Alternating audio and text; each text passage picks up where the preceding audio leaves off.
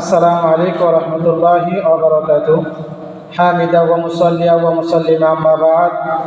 সম্মানিত দর্শক, আজ আমরা কথা বলবো পবিত্র ঈদ উল ফিতরের আমল সম্পর্কে। যে আমলগুলো আমাদের করণীয় এবং অবশ্যই পালনীয়। সম্মানিত দর্শক, মহান আল্লাহ পাক রব্বুল আলামিন পবিত্র কালামে সূরা আলা 14 এবং 15 নম্বর আয়াতে বলেছেন, قد أفلح من تزكى وذكر اسم ربه فصلى।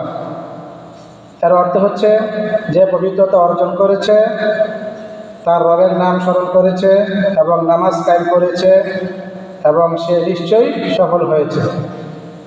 এই আয়াতে ঈদের 2 রাকাত নামাজ আদায় করার হুকুম রয়েছে।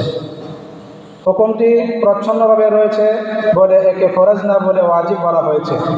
ওয়াজিব আবার ফরজের সমতুল্য। সুতরাং ঈদের নামাজ আদায় করা অবশ্যই করণীয়। আয়াতের সারসংক্ষেপ হচ্ছে, যে ব্যক্তি যাকাত দিয়ে সম্পদকে পবিত্র করেছে, রোজা রেখে দেহ এবং মনকে পবিত্র করেছে, আল্লাহর জিকির করতে করতে ঈদগাহে গিয়েছে এবং 2 রাকাত নামাজ পড়েছে, সে অবশ্যই সফল কাম হয়েছে। সুতরাং রমজান মাসে রোজা রেখে দেহকে পবিত্র করা হয়েছে, রোজা রেখে দেহের মধ্যে রূহকে পবিত্র করা হয়েছে, যাকাত দিয়ে সম্পদকে পবিত্র করা হয়েছে এবং জিকির করতে করতে ঈদগাহে গিয়ে 2 রাকাত নামাজ আদায় করতে হবে। তাহলে কামিয়াবি হবে এবং জীবন সফলতায় ভরে উঠবে, আর আমাদের জন্ম হবে সার্থক। জিকির করতে করতে ঈদগাহে যেতে হবে, যে বলা হয়েছে সেটা কিরূপ হবে সে সম্পর্কে বলা হয়েছে। সেটা হলো আমার আপনার পরিচিত একটি দোয়া, সেটা হচ্ছে আল্লাহু আকবার, আল্লাহু আকবার, লা ইলাহা ইল্লাল্লাহ, আল্লাহু আকবার, আল্লাহু আকবার, ওয়া লিল্লাহিল হামদ। আল্লাহু আকবার, আল্লাহু আকবার, লা ইলাহা ইল্লাল্লাহ, আল্লাহু আকবার, আল্লাহু আকবার, ওয়া লিল্লাহিল হামদ। ঈদুল ফিতরের দিন এই জিকিরগুলো অনুচ্চ সুরে বলতে বলতে ঈদগাহর দিকে যাবে। এজন্য ঈদগাহর দিনে আরও কতগুলো আমল রয়েছে।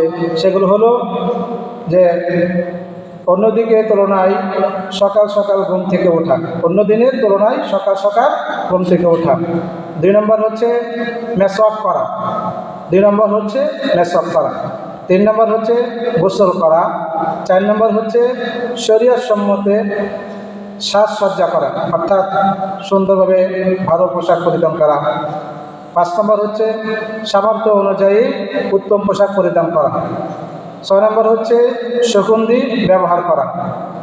7 নম্বর হচ্ছে ঈদুল ফিতরের ঈদগাহে যাবার আগে মিষ্টি জাতীয় কোনো কিছু খেয়ে যাওয়া। 8 নম্বর হচ্ছে পবিত্র ঈদুল ফিতরের দিন সকাল সকাল ঈদগাহে যাওয়া। 9 নম্বর হচ্ছে ঈদের নামাজ ঈদগাহে আদায় করা। 10 নম্বর হচ্ছে পায়ে হেঁটে যাওয়া। পায়ে হেঁটে যাওয়া মানে কোনো বাহনে না যাওয়া, ঈদগাহর ময়দানে পায়ে হেঁটে যাওয়ার কথা বলা হয়েছে। 11 নম্বর ঈদগাহে যাওয়ার পূর্বে সাদগায়ে ফিতর আদায় করা।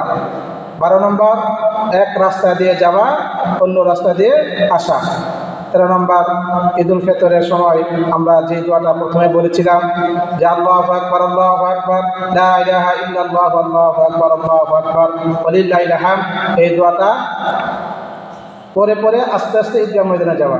অর্থাৎ যে রাস্তা দিয়ে আমরা যাব, এই রাস্তা দিয়ে যদি অন্য কোনো রাস্তা না থাকে, যদি একই রাস্তা থাকে, তাহলে আমরা ডান দিক থেকে আমরা ঈদগাহ ময়দানে যাব, আবার ডান দিক দিয়ে আবার ঈদগাহ ময়দান থেকে আমরা বাড়িতে ফিরে আসবো ইনশাআল্লাহ। মহান আল্লাহ পাক রব্বুল আলামিন দরবারে আমরা দোয়া করি, আল্লাহ তাআলা যেন আমাদের ঈদের দিনের যে আমলগুলো আছে এগুলো আমল করে আল্লাহ তাআলার রহমত বরকত মাগফিরাত আমরা অর্জন করতে পারি, সেই তৌফিকটুকু দান করে। আমিন।